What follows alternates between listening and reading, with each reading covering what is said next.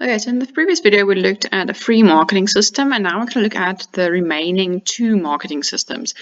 So what's left is a cooperative marketing system, and this basically is something like BKB or Agrimark, KLK in the Northern Cape.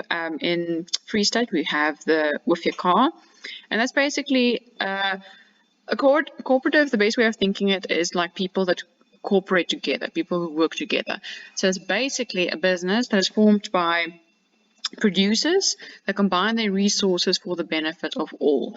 In this case, it would mean if a couple of farmers came together and realized that they didn't have enough money to, let's say, all of them individually buying let's say a tractor, or individually buying their own combine machines. So when they form a co-op, it doesn't have to be a physical building. I'm just mentioning BKB and so on because it's actually businesses, and usually all of them are owned by various farmers. But a co-op basically, or cooperative, would just be farmers coming together and just pooling their money or resources together so that they can all buy all these equipment that they need, and then they can actually all of them use this, say, one combine, if there's just one combine. But usually if it's like cooperative, because they pool their money together and pool their resources, they generally have enough money to buy a couple of these big machines. But point being, then these machines don't belong to one specific person.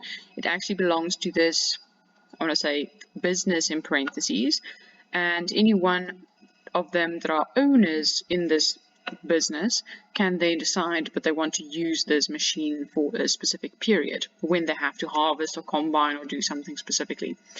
So this is actually technically very beneficial for all of these co-owners of this co-op, because they can then use or help share basically these equipment with one another, and they don't have to have a lot of money to be able to actually have these equipment and use it then, because where one person is not rich enough, but where they don't have enough money to buy it on their own, they work together to be able to afford all these equipment, and maybe also help each other to harvest and have enough for their to produce something on their land, or maybe to have enough to support their livestock. So basically, it's a system where these people support each other and help each other. So basically then, reasons why producers form these co-ops, we technically just went through it.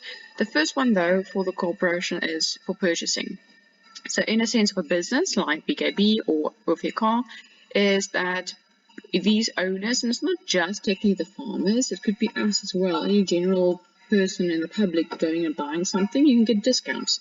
Especially the owners of the co-owners of the co-op, they can get discounts when they buy something there. They can buy something on credit. Also, any person that goes in there can also buy on credit, but you must have an account with the business. So, get now, pay later type thing. And also the shared costs on the sales. So again, because all the owners of the co-op, they share or pooled their money together, each one gave a little bit of money to organize this business. They share the costs on the sales as well. So each one gets a little bit of profit from all the sales. So each individual owner does get something out of it. Secondly, for marketing purposes, so yes, the business itself, let's take BKB as an example, advertises for the farmers. And here I've got the nice picture here at the side. This is actually from Agrimark, where the business itself has like this promotional pamphlet, and they show you all the items that are on sale and which ones are on promotion. Okay, there's actually competition going on here. Buy something, win this. So this business now is doing the promotion or the marketing for these individual farmers or the individual owners. And also thirdly, there's a benefit here, processing. So again, if let's take the example of creating or putting maize into bags, that's also part of processing. Let's say one of the farmers doesn't have an area on his or her farm to actually process the maize. At the business or at the BKB or With Your Car, whatever, you can actually do, or they have the facilities for you to actually pack all the maize or put it into bags and so on. So they have the specific facilities at this business and the co-op. So that's good for all the owners. Then use this. So this is basically the same slide we talked about. So I'm just quickly going to go through a couple of points here. So again, all the members of the co-op are co-owners of the business. They share their risks. All of them together get some money, but then again, they have equal rights to the benefits, but then also they share any risks that there may be. Then also, and with the last one, a co-op can extend credit to producers. We mentioned that, meaning the farmer doesn't have enough money at the moment. You can buy on credit and then pay back later. So that's actually very beneficial, especially if farmers have to buy something in bulk or big equipment or big things, big items. Okay, then lastly, the last marketing system is the controlled system. So this one basically is where the government is involved. So basically they intervene, they mention your subsidies they can give price guarantees for specific items, and also they can make specific restrictions on whatever can be sold, or maybe also they have to, they say they'll give a specific price at which something must be sold, or they can say that you're only allowed to supply and then sell a specific amount of something. This generally is quite good because this actually restricts in the surpluses. So it makes sure that someone doesn't oversupply, but then again also make sure that they don't undersupply. So generally it could be a good thing when the government does intervene in certain things. And sometimes, yes, it is quite annoying. So we're going to look later on what the negatives are. But here are some examples of what the government can actually control. They do have a safe say in certain products in agriculture. Definitely fuel. They do tell us again whether the price of something goes up or down every week or every month. Certain transportational systems they actually also have a say in. The mining sector, also in education, but again up until a point. It's not for everything. Meaning generally your governmental schools, yes, but private schools, no. Then in certain healthcare aspects as well.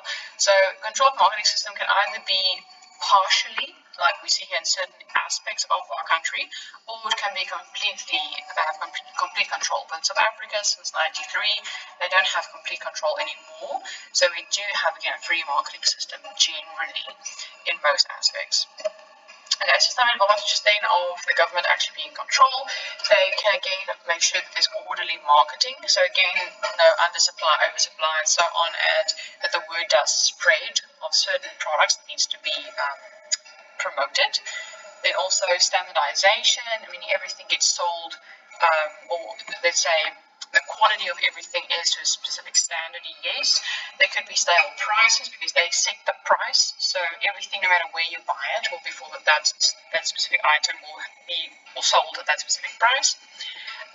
So yes, there's definitely advantages to this marketing system, and then there are disadvantages. So the main thing is it actually discourages entrepreneurship because again, if you have to sell, let's make it simple examples, hair extensions for girls, and it must be sold at, let's say, 10 Rand an extension, and you as an entrepreneur want to sell it for less, but you're not allowed to, it kind of discourages you to actually want to make something and sell it if you can't, actually do it your way, and maybe there's also a need in the environment and you want to sell something at your own price, maybe for more to make a profit, but now you're not allowed to, so it does discourage that. But then again, it also established controlled facilities, abattoirs, grain storages. Yeah, they also can sometimes have a say in that, and also in specific transport costs. So generally, the main thing is entrepreneurship. That's quite bad. It discourages that. Okay, and that's it for the session.